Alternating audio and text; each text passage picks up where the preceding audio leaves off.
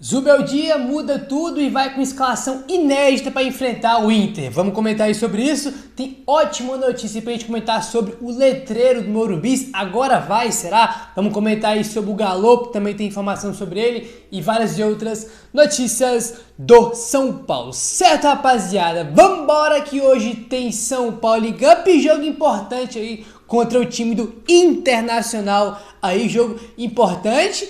E que, cara, ó, não pode perder o jogo aí não, hein? Porque o Inter tem 2 jogos a menos. São Paulo perdeu, os caras ganhar os 2 jogos, o cara encosta no São Paulo de vez aí. Então não pode dar mole aí não, mesmo sendo um time reserva, tá bom?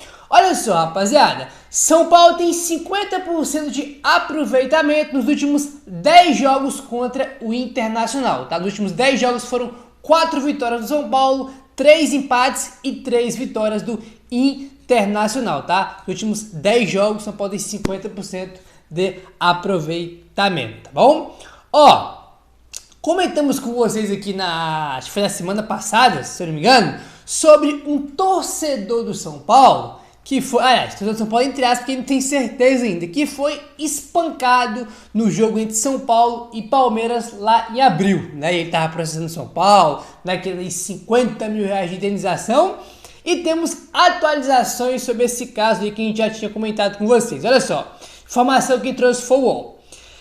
Esse caso envolvendo o torcedor que apanhou durante o clássico contra o Palmeiras em abril de 2024 tem ganhado destaque por conta das circunstâncias apresentadas pelas duas partes.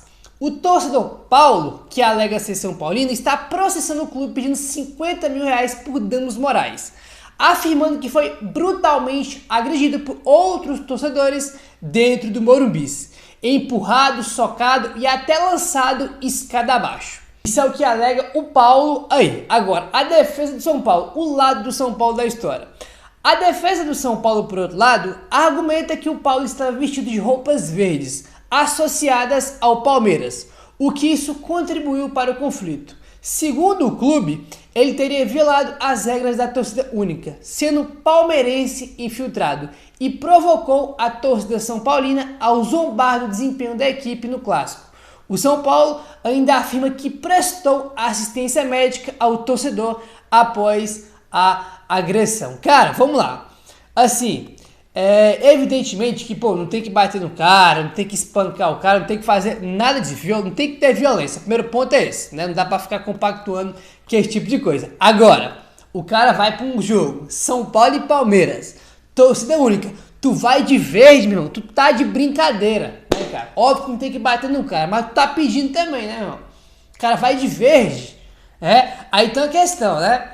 O São Paulo alega que ele tava zombando, o cara tava de verde e zombando da torcida do São Paulo, né? Zombando do desempenho, no caso, do São Paulo dentro de campo e de verde no estádio do Morumbi com só a torcida do São Paulo. Esse cara, se for verdade, evidentemente, né? Se é o que alega aí o São Paulo. Se isso for verdade, esse cara tá de brincadeira, né, cara? Brincadeira. Não tem que agredir o cara, né? Se for falar de novo pra terceira vez. Óbvio que não tem, eu não compacto com isso, não tem que bater no cara. Agora o cara tá de sacanagem. Se for verdade essa versão aí do São Paulo, o cara tá errado, né? Porque o São Paulo é que ele tava de verde, zombando do desempenho do São Paulo, e o São Paulo é que prestou, sim, ajuda médica pra ele, depois dele ter sido espancado lá no Morumbi, né, cara? Enfim, se for o lado do São Paulo tiver certo, cara, a culpa é do cara que foi de verde pro estádio, mesmo não tendo que agredir o cara aí, né, cara? Mesmo não tendo que agredir ele aí, porque não dá pra compactuar com a agressão. Mas vou repetir, irmão, o cara torcida única, o cara vai de verde pro estádio e ainda fica zombando o desempenho do time no estádio, tu tá pedindo, né, meu velho? Tu tá pedindo, aí realmente fica bem complicado. Não dá pra tu imaginar esse cenário que o cara em sã consciência faz um negócio desse, né? Enfim, vamos saber, aguardar esse processo pra saber quem vai ganhar, se vai ser São Paulo ou se vai ser esse torcedor aí. Mas é um negócio, uma história bem maluca, né? Enfim, vamos avançando agora, rapaziada. E olha aí, um grande sonho da atual gestão do São Paulo era o retorno de venda de bebidas alcoólicas nos estádios de São Paulo com a forte campanha e arrecadação financeira, algo que é possível em outras localidades. O Supremo Tribunal Federal, o STF, confirmou em decisão unânime da segunda turma Validade de duas leis que proíbem a venda de bebidas alcoólicas em estádios de futebol no estado de São Paulo. Tá? Os ministros mantiveram as decisões do Tribunal de Justiça de São Paulo, que já havia validado a legislação estadual e município.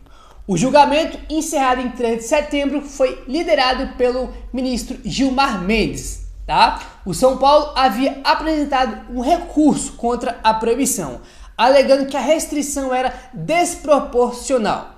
Tá? A informação que trouxe aí o blog do São Paulo, um dos objetivos da diretoria dessa gestão de São Paulo era voltar aí a ter bebidas alcoólicas no Morumbi, né? Coisa que é proibido aí nos estádios de São Paulo. Você entrou com recurso aí para tentar reverter isso, né? Poder vender bebida alcoólica no Morumbi, mas não foi possível, né? Foi negado aí mais uma vez, e isso tem alguns estádios aí, né? A grande maioria é permitido, né? Alguns não, como é o caso de São Paulo, e alguns é aí. Por exemplo, no Rio de Janeiro pode, né? No Rio de Janeiro pode, é aí. Aí tu pergunta, Gabriel, por que eles não vendem mais bebidas alcoólicas aí nos estádios? Olha só.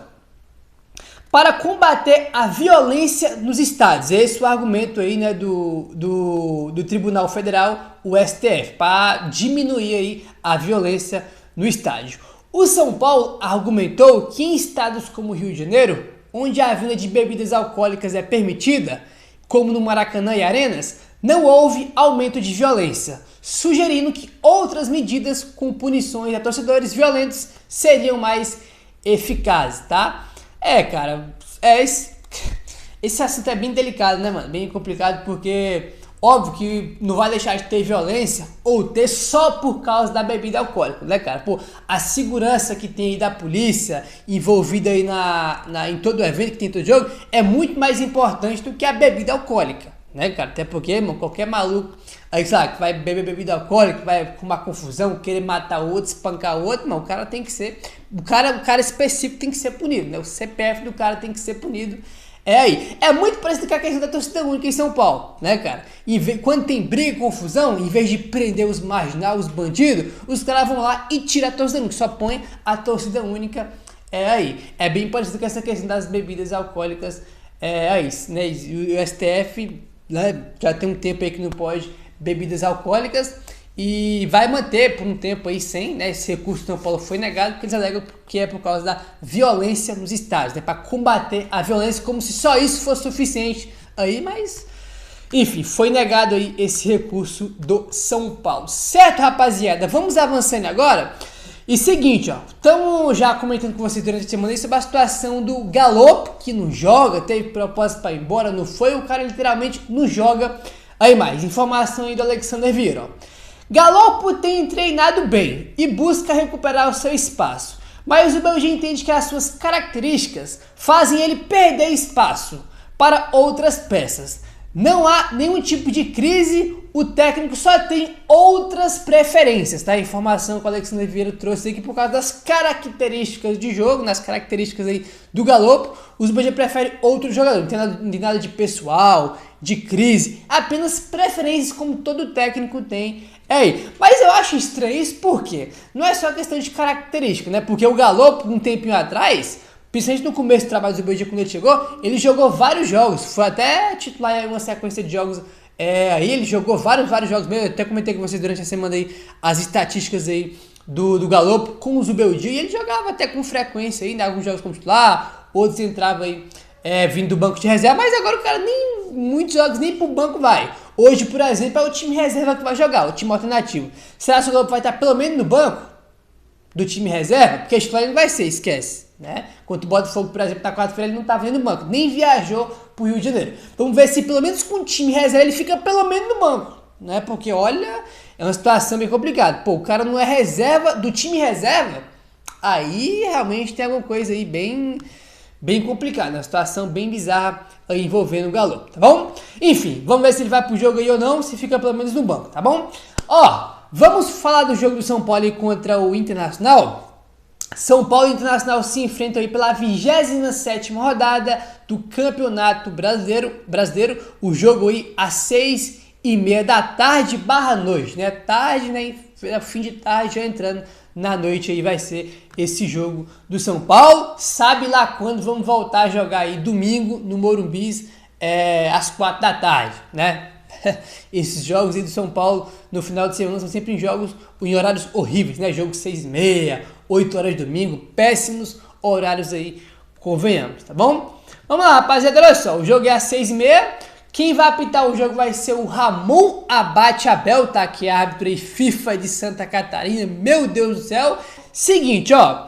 Como já era previsto, já é um time completamente alternativo. E convenhamos, tem que ser literalmente um time alternativo aí, porque quarta-feira é um jogo muito mais importante que o de hoje. Se hoje é um jogo importante, Brasileirão, de quarta-feira é bem mais importante, tem que preservar os jogadores aí. Segundo o Globoesporte.com, o provável São Paulo é Jandrei no gol, Igor Vinícius na direita, Ferrarese e Juan na zaga e Jamal Lewis na lateral esquerda.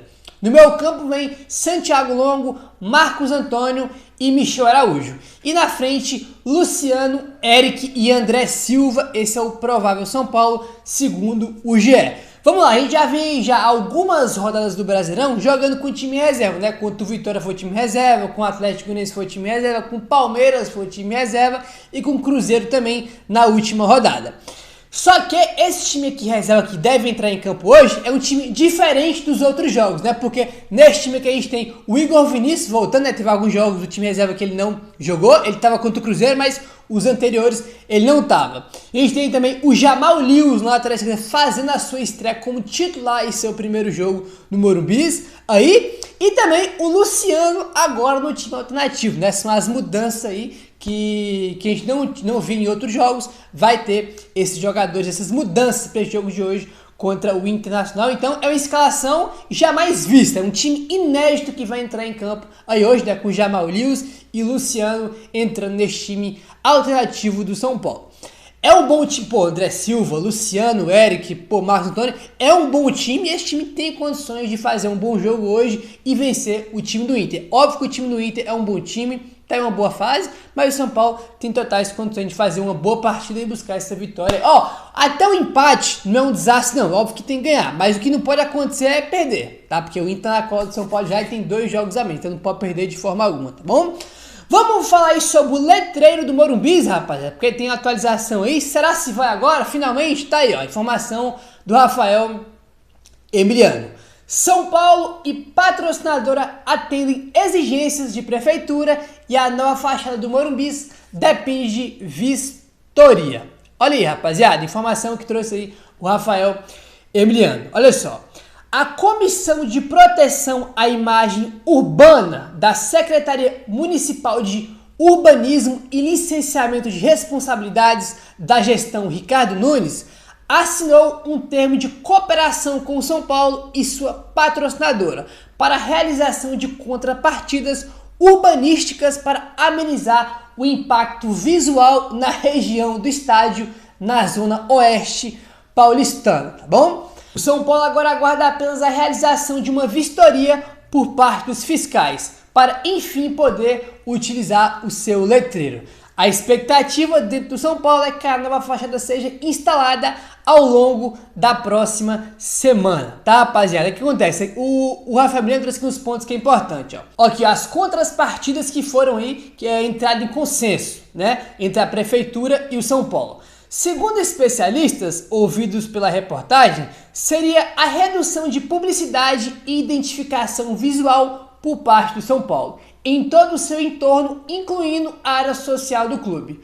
Os requisitos seguem a Lei Cidade Limpa, promulgada na gestão José Serra em 2005, que baniu propagandas e exigiu a redução de fachadas e pinturas publicitárias como forma de padronizar o cenário urbano e impedir a poluição visual e degradação das construções, tá? Então, segundo Rafael Emiliano aí, o São Paulo aí, junto com a patrocinadora, né, que é a Mondelez, entraram aí em um consenso, né, de contrapartidas aí, para poder, enfim, instalar o letreiro do Morumbi. E agora falta aí só uma vistoria de fiscais. Dentro do São Paulo, a expectativa é que na semana que vem, finalmente, instale aí o letreiro do Morumbi, né, para colocar lá no estádio Morumbi e ficar bonitão lá, que é uma situação bem bizarra, porque, pô, já tem esse acordo e esse name rights desde janeiro, irmão. A gente já tá em setembro e até agora não foi colocado esse letreiro aí. Óbvio que isso não é culpa do São Paulo, tá? Isso é coisa da prefeitura, aí, né, dessa lei aí, né, Lei Cidade Limpa, né, por isso que o São Paulo até agora não conseguiu colocar esse letreiro. Já comentamos aqui, irmão, 1 milhão de vezes já sobre esse assunto, né? Não vou nem me prolongar sobre isso, porque é um assunto muito complexo, né, cara, de lei de não sei o que, cidade limpa, né, mas o São Paulo aí, junto com a Mondelez e também com a prefeitura, entraram em consenso com algumas contrapartidas para poder finalmente instalar o Morumbi, e a semana que vem é a expectativa do São Paulo de poder instalar aí. Ótima notícia, né? Falta apenas aí a vistoria aí de fiscais, né, para ver se está tudo certinho, tudo bonitinho lá no letreiro do Morumbi. Enfim, meu parceiro, é isso, se inscreve no canal, ativa o sininho, valeu, tamo junto e saudações tricolores.